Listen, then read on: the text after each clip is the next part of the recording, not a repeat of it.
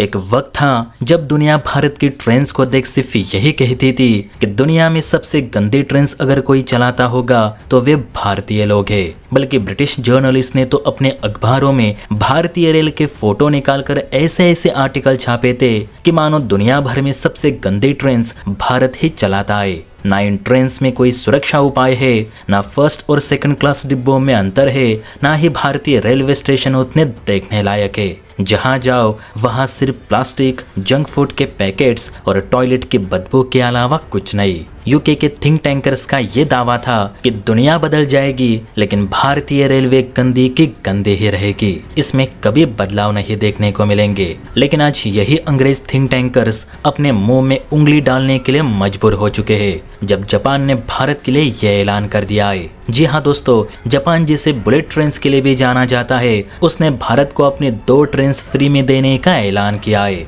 जिससे कि हर कोई हैरान है कि जापान अपनी बुलेट ट्रेन्स भारत को फ्री में क्यों दे रहा है, जबकि भारत जापान बुलेट ट्रेन समझौता करीब 7,000 करोड़ रुपयों का है। और ये जो 2 ट्रेन्स जापान भारत को देने जा रहा है उनकी कीमत भी 600 करोड़ रुपयों के ऊपर है।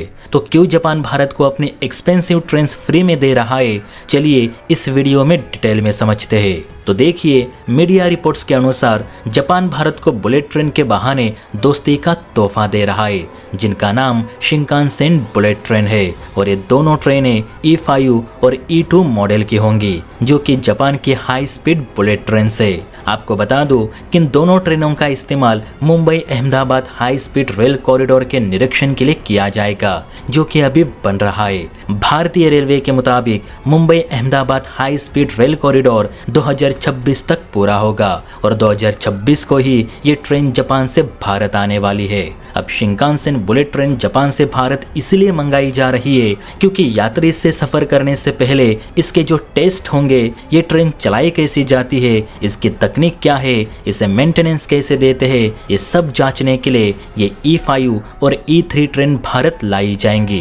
क्योंकि इकोनॉमिक टाइम्स की रिपोर्ट के अनुसार भारत 7,000 करोड़ रुपयों की लागत से जो 18 बुलेट ट्रेन जापान से खरीदेगा, उसमें से आधी ट्रेन जापान से बनकर आएंगी, तो बाकी बची ट्रेन्स तकनीकी हस्तांतरण के तहत भारत में ही बनाई जाएंगी। इसलिए इन ट्रेन्स को अच्छी तरीके से समझना काफी जरूरी है। जापान टाइम्स की एक रिपोर्ट के अनुसार दोनों देश 2030 के दशक की शुरुआत में ही Mumbai Ahmedabad high speed rail corridor पर अगली पीढ़ी की E10 सीरीज की शिंकानसेन बुलेट ट्रेन चलाने की योजना बना रहे, जो कि तकरीबन 508 किलोमीटर लंबा कॉरिडोर है। और भारतीय रेल के अनुसार अब तक 393 किलोमीटर तक का काम पूरा हो चुका है।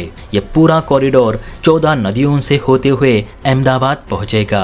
फिलहाल इस कॉरिडोर पे जोरों शोरों से काम किया जा रहा है और एक बार बुलेट ट्रेन भारत में चलने लगी तो धीरे धीरे आने वाले दिनों में जापान की मदद से भारत खुद अपनी खुद की बुलेट ट्रेन देश में ही बना सकेगा, जिसके लिए भारत जापान में अलग से TOT MOU भी साइन हुआ है। तो उम्मीद करते हैं कि जल्द बुलेट ट्रेन भारत में भी चलने लगे ताकि हमें भी इस ट्रेन में घूमने का मौका मिले। जय हिंद।